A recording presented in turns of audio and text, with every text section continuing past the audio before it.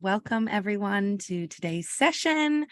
Very excited to be here with you all and be talking about everything that happened in 2022 from a Flourish perspective. We're going to start by looking at 2022 in a couple of numbers, some Flourish stats.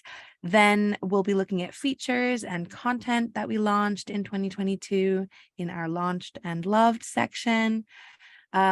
Next, we'll head over to something really exciting, which is a user spotlight, looking at some really cool projects that were created with Flourish by you, our users, and also looking at some clever workarounds that you found along the way.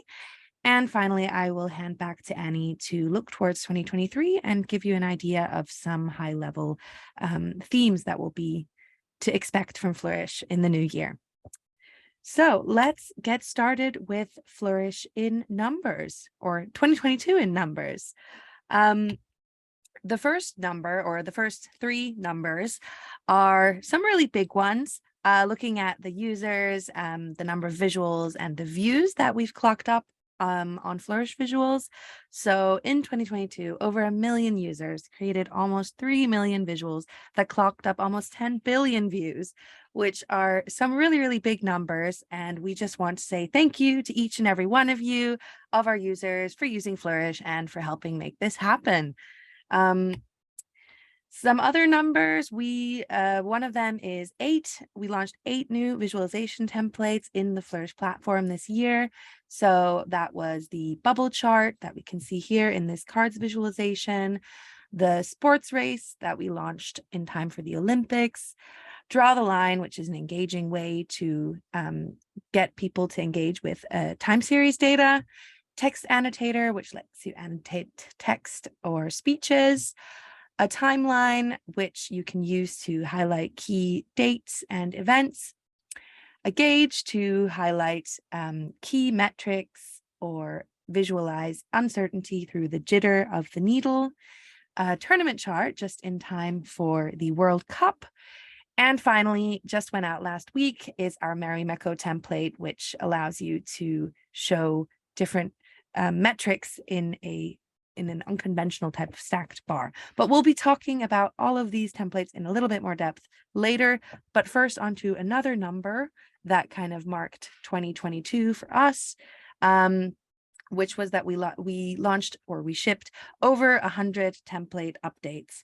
So things like spikes, as we can see here in our projection map, happened in 2022. We also introduced facets in our Sankey and slope charts.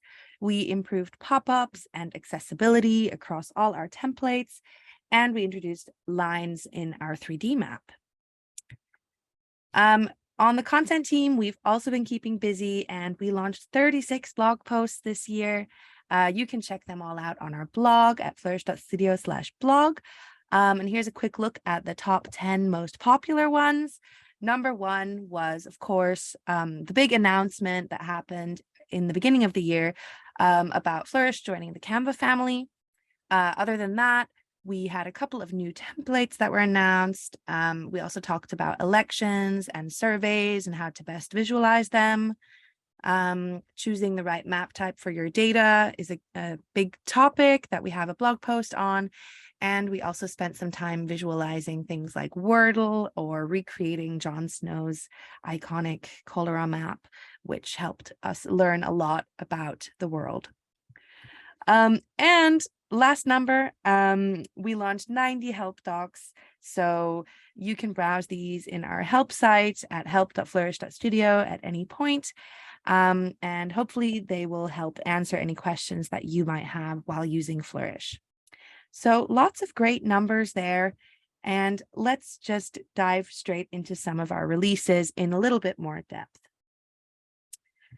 The first one that I want to talk about in this webinar is the Flourish app that we launched along with the Canva announcement at the beginning of the year, allowing you to enhance your digital projects by bringing any Flourish visual into any Canva design. Out of these slides and head over here and head into Canva,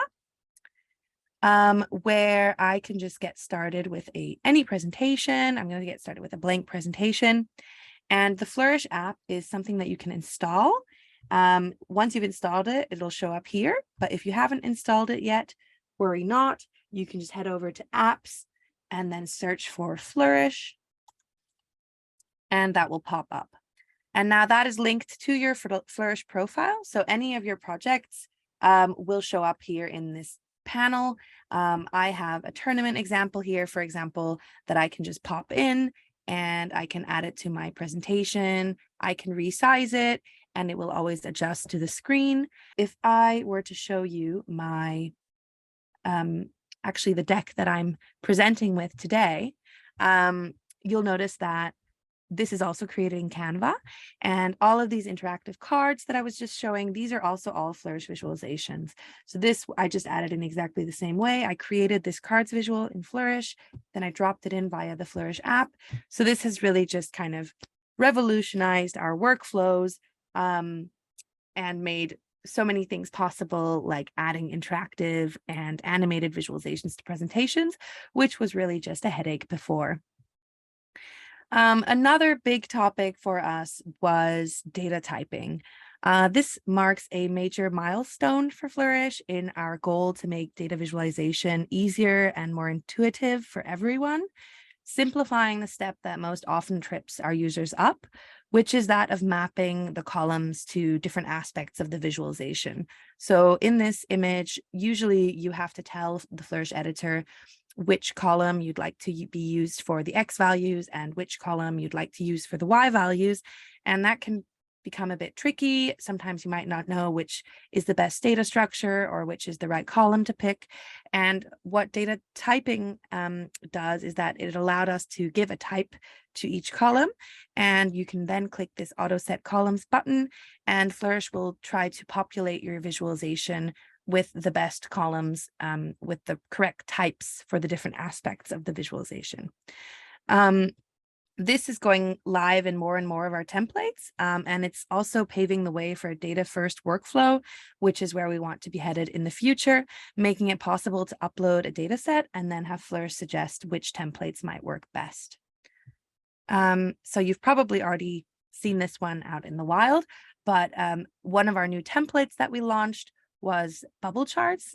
This one came out in February. We can see a nice example of the Flourish team over here on the right, where again, this is a Flourish visualization in a Canva deck. It's fully interactive and animated, and I can hover and see the pop-ups. The way that it works is if I go over to my app,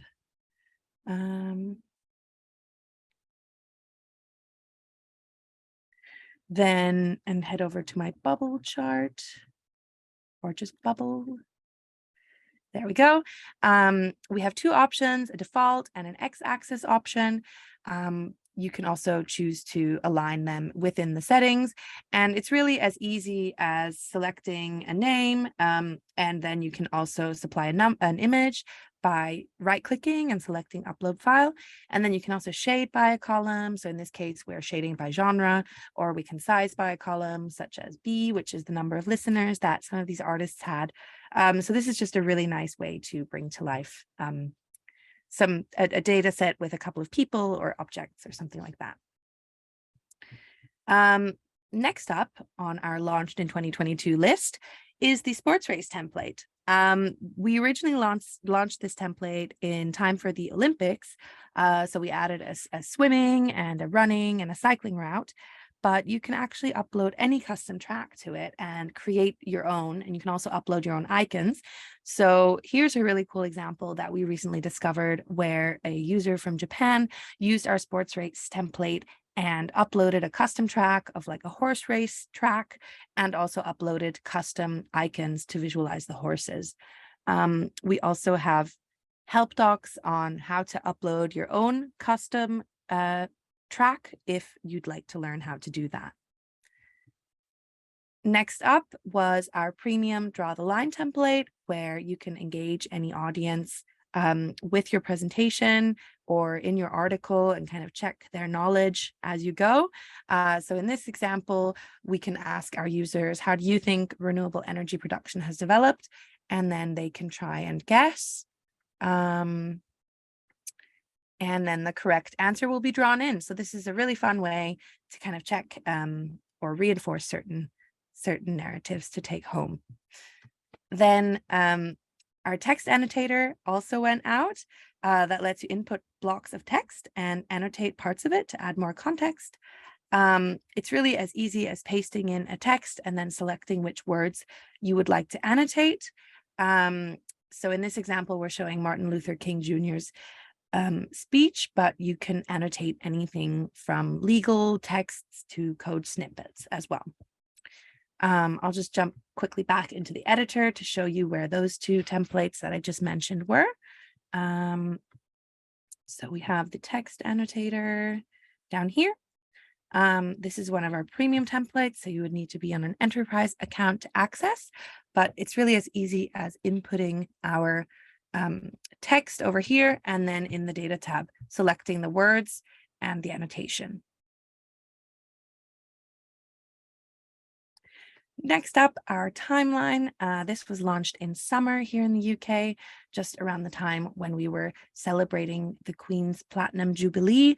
So our social media specialist, Annie, who's here on the call with me today, created this really nice example showcasing key events in the Queen's life.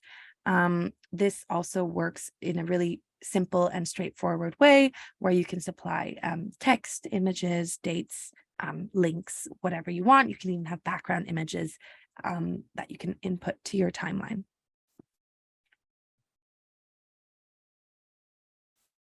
Then our gauge template went out, allowing you to track key metrics and show uncertainty through a jitter of the needle. So in this example, we recreated the election needle, which is a very controversial visualization technique that the New York Times came up with a couple of years ago, and they used it to kind of show how likely or unlikely it was that certain parties were leading in the elections. And this template, again, is super easy. You can just input a single value and bring it to life. So just quickly show you in the editor. I'll just grab my simple gauge here. This template is available to everyone, by the way, and in the data tab, you can see all I have to do is add a value. So as soon as I add another value, it will just add another gauge in a nice little grid of gauges, and then those will also be aligned according to the screen size that best works where they are embedded. And you can customize anything from the shape to the range to the segments and highlights. So very nice and customizable template. We're almost reaching the end of 2022 now in our new template launches, where our next one is the tournament template. This just went live a few weeks ago, and as you can imagine, it is perfect to visualize exactly what it's doing here, which is the World Cup, but you can also visualize any other stages of a knockout tournament. So we used it, for example, to visualize a ping pong tournament that we had at the office. So kind of any game where you have a winner and a loser, you could easily put into this template. I'll just quickly show you that one as well. If I head over here, we also have a starting point that actually includes the kind of World Cup data if you wanted to get started with that. But here's the default example, and in the data tab, you have a round, a participant A or a team B, the winner, which has to be one of those two. And then you can also optionally display scores as well as images in the little boxes. And finally, a template that launched last week is our Mary Mecco template. This is another premium template, very powerful and very useful to compare magnitude and part to whole. So in this example, it's really nicely explained, where here's an example using a conventional stacked percentage bar chart, where we can see that Iceland has a really high low carbon consumption. But then when we bring in our Mary Mecco, as I continue to scroll, there we go. This actually brings in another dimension, that of population. So we can see that even though Iceland has a really high percentage of low carbon consumption, it's so tiny that I can't even get it to show in the pop-up. countries like China and India are actually make up a much larger part of the population. So they have kind of more weight. So this is the Marimekko template, also now available to our enterprise customers.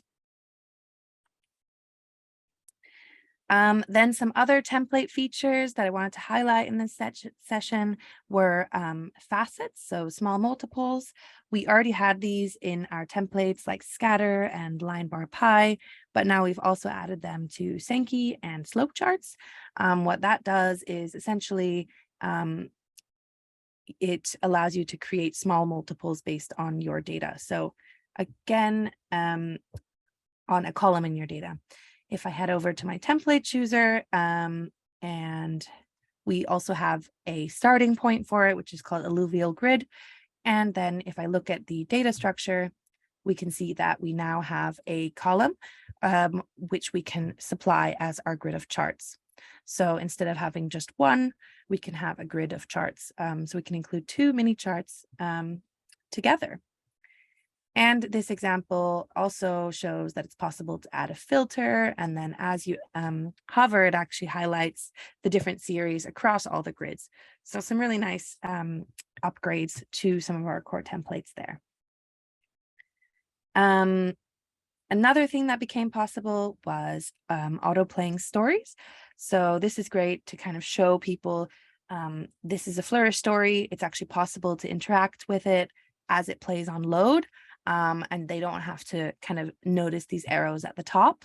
And you could even remove that navigation and just have kind of like an auto-playing story that's kind of like a video, but it actually still is fully interactive. So if you did want to press pause and kind of dive into this visual further, you could. And I've also linked the help doc on how to set that up, which you can explore once we share the slides. And here's actually an example of an auto-playing story where we have our line layer in 3D maps, which is a way to plot lines on a map. If you are able to upload your lines as polyline or GeoJSON data, then it will transform them into these nice lines that you can then put on a map. And yeah, as I mentioned, here's an example of it in an auto-playing story that also loops. I have a little bit of a delay, I think, with my screen share, but you can imagine that normally this would look perfectly smooth. And in the editor, the way that that would work is if I head over to my template chooser again, I now have this starting point called lines, just to give you an idea of how it's set up. And in the data tab of my map, I now have this lines tab where each of these lines is a feature, which is a polyline component. Moving on, we have so much to cover. We are heading over to arrow maps. So this is a really nice example of where you would want to use an arrow map, which is to visualize swing.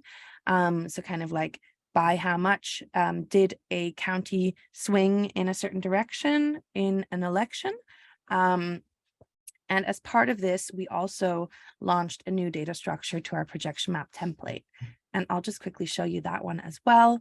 So if we look at our projection map template here, I'll just click on the world starting point.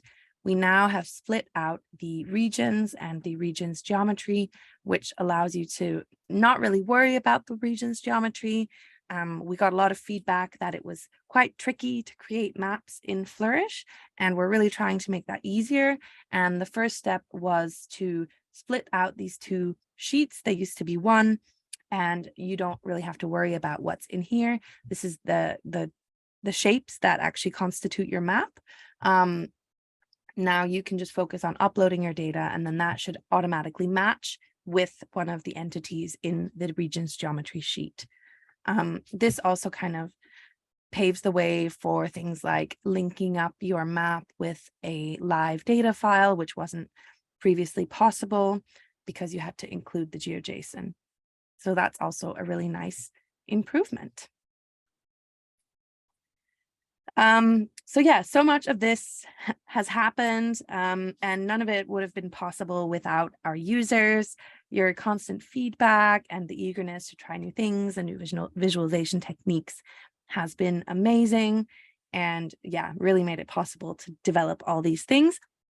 So thank you very much at this point. I have to take a sip of water with all the speaking. Because of this, we're now heading on to the user spotlight, where we'll be looking at a couple of examples showcasing them that were created by our community this year. So starting off with our blog, where we featured a couple of customer stories as well with Finance Uncovered, the proximity marketing agency Adcoora, and the Information is Beautiful Award winners Continentalist. So these are all kind of long form, not really long form, articles about how these customers use Flourish, and what their favorite features are, etc. So you can give those a read if you have time. But moving on to specific examples, Swiss Ray created a bunch of great content with Flourish this year. This page, let me just refresh, is an example visualizing natural catastrophes and also the economic impact. Sorry.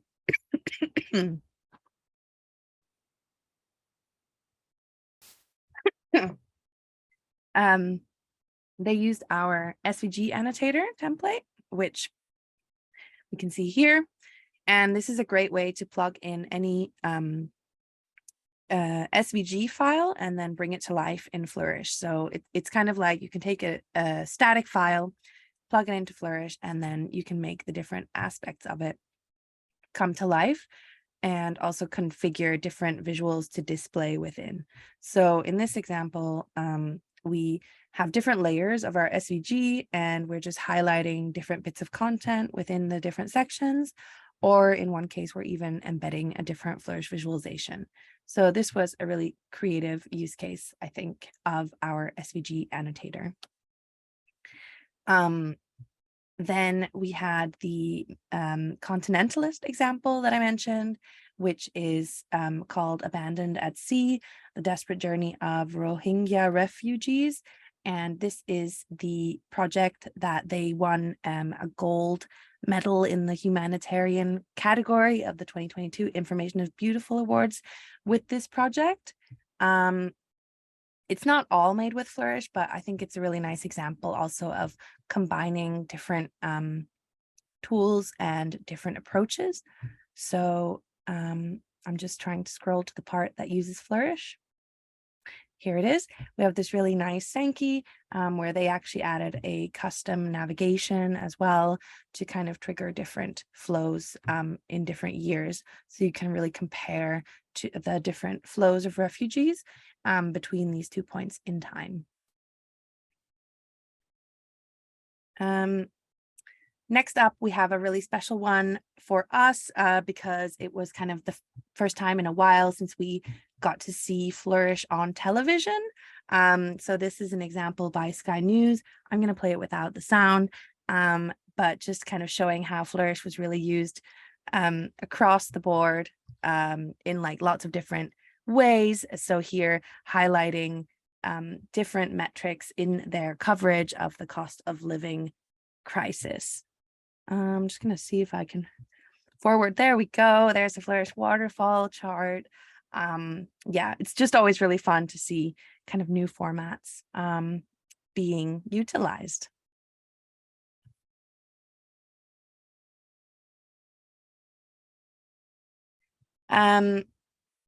Then staying on the topic of the cost of living, which has been a really big topic in the UK this year, Citizens Advice created a very nice story using a Flourish story to kind of combine their introductory paragraphs and images with their visualizations, and also adding their context in these really nice captions that kind of really can help frame what we're seeing as we're seeing it. So here we can see in October, we saw a small fall in the number of people who couldn't afford to top up their prepayment meter compared to last month.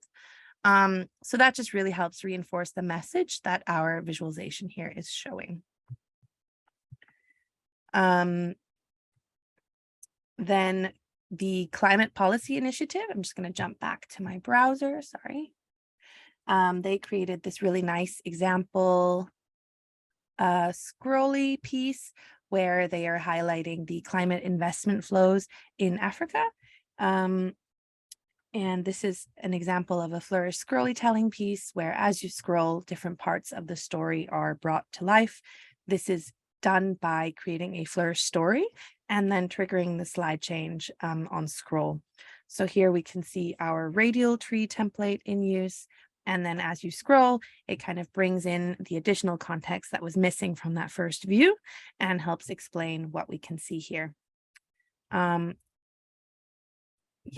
so some really nice charts here. Also a great Sankey showing the different sectors. Sorry. Another nice example to highlight from Man Group, who are showing charts on crypto and kind of helping determine whether it's just a rate sensitive risk asset.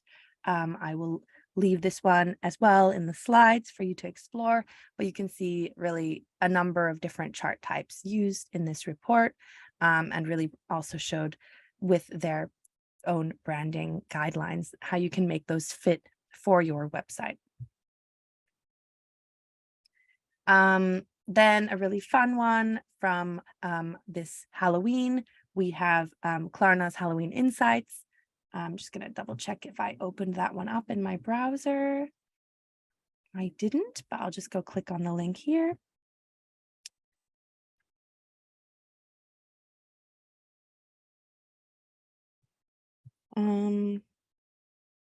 Grab that one sec. There we go. So they visualized some survey data around whether people will dress up for Halloween. Then they also have this really nice example using filtering in our line bar pie template, where as you select a different country, the chart updates and you can kind of find out whether people will dress up or not. So this was a really fun example using Flourish. This is also a nice example again of our filter, and it's kind of rearranging them based on their percentages so that it's always at the top.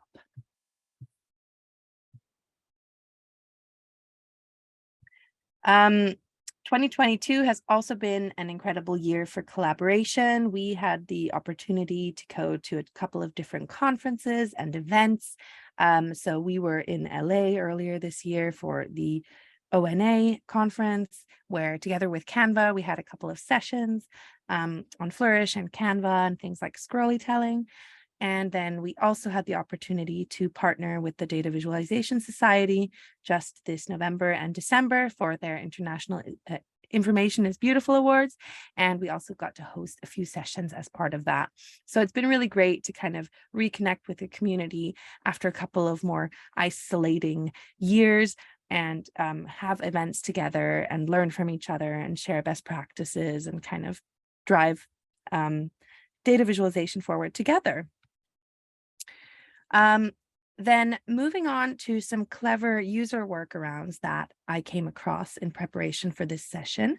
So these are just ways where I've just been so inspired by our users every day, where they find, or you find, ways to make things work that I really didn't know were possible and are just very clever and fun. And then I'm just inspired to use them myself all the time. So the first one is what we've come to call tableception at Flourish. The way that this came up was that a lot of people ask us, how can I embed two visualizations next to each other? And while this is possible by tweaking the embed codes and embedding them in your site, quickly highlight the help doc on the topic, embed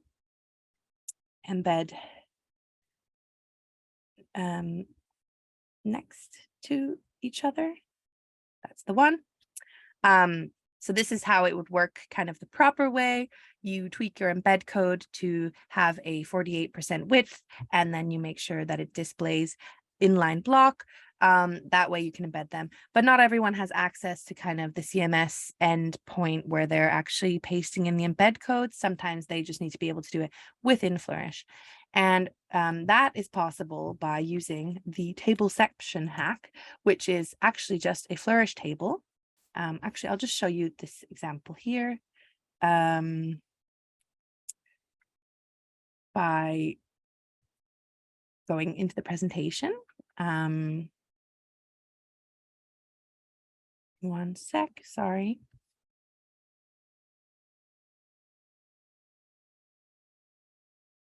There we go. So this is also a Flourish visualization. And if I just open this in the editor real quick, we'll see that this is actually a table. And then in the data tab, I just have two iframes, two iframe embed codes of my two visualizations. In this case, a map and a line chart. So I can easily recreate this now by creating a new visualization, which is maybe a bar chart. Then I can publish that and just grab the iframe embed code. It's important that it's the iframe in this case. The script embed code won't work. So you can just grab that. You can also tweak the height to maybe be something like 300, depending on how tall you want it to be. And then here, if I were to just go add that one now on my third or my second row, you'll see that that actually gets added as another chart. And I can just tweak the height to be taller or shorter as I see fit. So now it's really tall. So that was just super clever. And I use it all the time now because it's just handy, especially if you're trying to add things into Canva and you want them. Yeah. So that was a great one. Thank you to the user that found that. Here's one that we just came across today, which is another really clever table workaround using HTML in a table. So I'll just bring that one up in the editor as well. That is here. And in my data tab, we can see that this is all just raw HTML. So I could paste in kind of styled bits of text and create lines and shapes with backgrounds that way. So this is actually showing the strikes in December. So we can easily see at a glance which strike is happening when here in the UK and kind of determine whether or not we should try going to the office that day or not. We'll definitely be putting together a help doc on something like this as well. But we also have a few that cover kind of general usage of HTML and CSS in Flourish. So that was one that just today I was like, wow, what? And then this one we already saw earlier when I was demoing the Canva integration. You can actually supply any background image as a GIF, and the same goes for any image in Flourish, essentially. So if I go back to my example where this is already in use, I believe it was this one. Then in my layout settings, I can just supply a background image under layout, background image on, and then a URL. And if I just copy and paste that URL, I can see that it ends in GIF. And if I download that, then that's going to be the background image. So they either created this background or found it in GIF format and then uploaded it to Flourish. This is really fun and like adds that extra layer of interactivity and animation to your chart. But I would say to not use this all the time because the file size of GIFs is usually on the heavy end. So this would probably take a bit longer to load. But it just, again, I didn't think of it, thought it was great, very clever. And then finally, we have the Magic PDF, which is something that our enablement team actually kind of found and started using. And it's a really clever way of combining Flourish and Canva by taking a once static presentation or PDF and then replacing the static elements with things like videos, as we can see here on the starting page. But then also moving on to things like charts. So in this example, this is a Canva presentation or a Canva document with Flourish embeds inside it that are auto playing. So instead of just having static charts where people can kind of get their information, these are playing through and highlighting the key things to keep in mind. So this was an example that we put together in collaboration with No Second Place. And this is something that we will be seeing a lot more of, I think, because it's really just time to say goodbye to static PDFs. Okay, I'm going to hand over to Annie, which is great timing because I'm having a little bit of a coughing moment. So thank you so much. Thank you, Louisa. That was amazing. So to wrap up, we thought we'd run you through a little bit of our roadmap for 2023 and some of the templates and updates we are looking to release throughout the year. Thank you very much. So one of our first key things that we're really going to be focusing on is accessibility, just to make sure that our platform enables you to create accessible visualization. Then we're going to be focusing on improving our collaborative features for our enterprise accounts, just to make working as a team using Flourish even easier. Then we're going to be updating our template chooser to make it easier for you to pick which templates to use for your data and make the whole visualization experience much smoother. And finally, we are working on a template that allows you to turn any Flourish story into a scrolly telling piece, all within the Flourish editor, which means no coding. This is a bit of an experiment to see if we can make one of Flourish's most popular features even more simple to create. So that one's a bit tentative, but fingers crossed it will come out next year. And thank you so much to everyone for listening and helping us make this year so amazing. We really cannot express just how much you all as our users mean to us. If you're looking for more Flourish content and information, we also have a blog post covering our year in review, and you can reach out to us on the email addresses on the screen if you have any questions. Our next webinar will be on January the 10th, discussing how to master data visualization for social media. So yeah, we are hoping to kick the new year off with a bang. So make sure you get signed up for that one. And again, thank you so much for attending today, and we will see you all again next year.